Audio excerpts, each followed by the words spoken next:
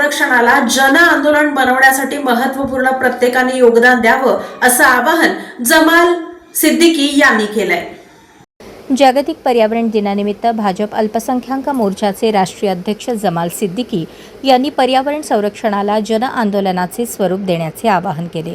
पर्यावरण संरक्षण ही आता केवळ निवड नसून मानवाच्या अस्तित्वासाठी अत्यावश्यक गरज असल्याचे त्यांनी नमूद केले।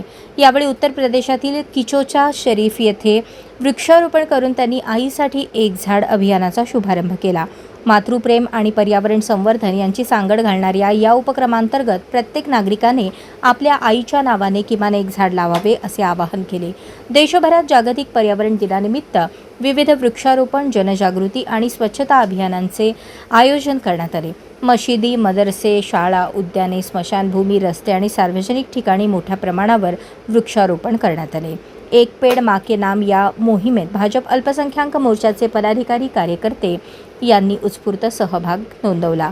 यावेळी सिद्दीकी म्हणाले, भारतीय संस्कृतीत निसर्गाला पूजनीय स्थान आहे। झाडे, जलस्रोत, जमीन आणि प्राणी यांचे संरक्षण केल्याशिवाय शाश्वत विकास नाही।